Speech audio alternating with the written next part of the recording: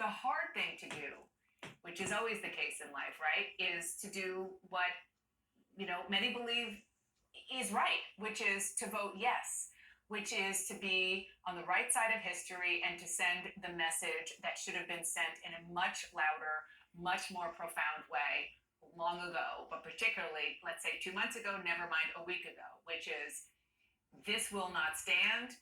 You can't, get a mob together and inspire them to storm a Capitol, but never mind that, to brazenly lie over and over and infect people who support you with things that are not true to the point that they feel that they are doing your bidding to challenge the Congress is beyond impeachable. So those are the kinds of conversations that are going on inside the House Republican conference, and ultimately, we expect at some point among senators. So let's talk about this decision that we're seeing some lawmakers make and unmake, and who knows, maybe they'll make it again. I'm talking about Lindsey Graham, who is going down to the border with President Trump on Air Force One today, and we should remind people what he said on the floor of the Senate last week. Trump and I, we've had a hell of a journey. I hate it being this way. Oh my God, I hate it. From my point of view, he's been a consequential brother. But today, first thing you'll see. All I can say is count me out. Enough is enough. He said, Sophia, we've had a hell of a journey. And then he said, count me out. And now he's on the airplane. What do you think? Let's not forget, this is the same Lindsey Graham that told us in 2016, if we nominate Trump, Trump will destroy the Republican Party and will deserve it. He was 100% correct. I'm done with the Republicans. I'm so done with the House leadership, Kevin McCarthy, Scalise, Jim Jordan, all of them. Don't forget, they went back into that chamber after the acts of violence and death and murder in our nation's capital and still voted against certifying the Pennsylvania electoral votes. They did it after the fact. Kevin McCarthy has no spine. He's weak. Lindsey Graham, he's all over the place. 1 minute he hates Trump, 1 minute he loves Trump. This Republican Party is done for. And everything Dana said is 100% correct. Me, as someone who was a Republican for 20 plus years of my life, worked on the Hill, worked in the Capitol. I am heartbroken. You can tell I'm emotional about this because I can't believe that even right now, they don't have the guts and the decency and the patriotism to stand up and take this demigod down, and to demigod, whatever you want to call him, and take him out of our public life. They're still hedging their bets because they're afraid of the base. They're afraid of these seditious cowards. And this is what we better get used to, because it's not going to change. They're not going away. And I don't think they're going to do the right thing. That's a problem. Bree, can I add one thing to that about Senator Graham in particular? Because I think that this moment speaks to the larger problem with the way so many Republicans have dealt with Donald Trump since the beginning.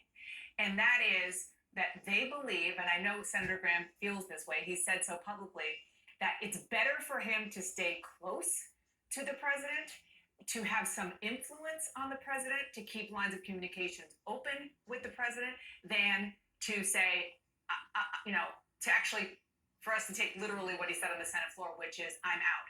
And that is the approach that so many of them took. And guess what? Despite the fact that they, will tell me, and I'm sure you privately as well, Brianna, you don't even imagine the things that could have happened had we not been there. Okay, let's just put that aside, true or not.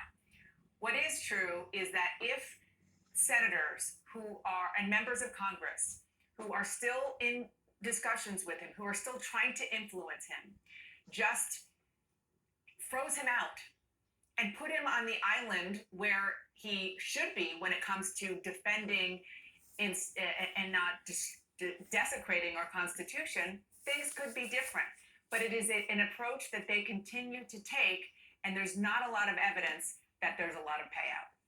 Yeah, I mean, whatever ambitious, power-hungry people tell themselves, I guess I would say to some of that, it's just, I don't know. To me, I think when you look at what happened at the Capitol, that's sort of an inflection point for maybe changing their calculus. And we're seeing Right. some who are unchanging. They've changed it and they've unchanged it. And, Sophia, we're getting some reporting actually from CNN's Jim Acosta that advisors and lawyers who have been speaking with Trump over the last few days have encouraged the president to lower his rhetoric and to denounce violence in order to reduce his legal liability for the attack on the Capitol. I know you probably both have pretty accurate assessments of whether that is something that would happen, but is there a real risk of legal liability for President Trump? Absolutely. I believe he violated the Insurrection Act, not only with his statement right after the violence, which was chilling and unbelievable, but his statements at the rally before. And the fact of the matter is, you ladies mark my words on this, he's not going to stop. He's going to ratchet it up again. He's going to do it when he gets down to Texas today, because he's thinking about his play afterward. And he's thinking about how he has to keep these people that are beholden to him so much that they would go and wreck and riot in the Capitol. He's got to keep them on the dole so that he can make money, so that he can do what he's going to do after he's no longer president. That's what this is about. And get ready, America. We've just seen the beginning of this. That's the heartbreaking part. And Dana, real quick before I let you go, I mean, have you heard when you're talking to Republicans on the Hill, anyone who is saying they made a mistake? They're look, we know there were signs, but we also know people missed them or they ignored them. Is there anyone who is kind of doing some soul searching at this moment? Elected members that I have spoken to, the answer is no. Staffers who work for them, the answer is yes. I mean, Brianna usually reported Ted Cruz's communications director resigned. And I've talked to other people who are consultants, kind of less close to those who have been so enabling of Donald Trump and his partners in this, who have told me that they are embarrassed, they're disgusted, they feel horrible. Some people have come forward, but if you gave truth serum to a lot of people we know, you would see and hear a whole lot more of them. Yeah, Dana, thank you so much for sharing that with us. Sophia, thank you for your perspective today. We do have some breaking news. Reports that the FBI warned of a, quote, war at the Capitol. A war. Contradicting claims that there was no indication in advance of looming violence. Plus, the president's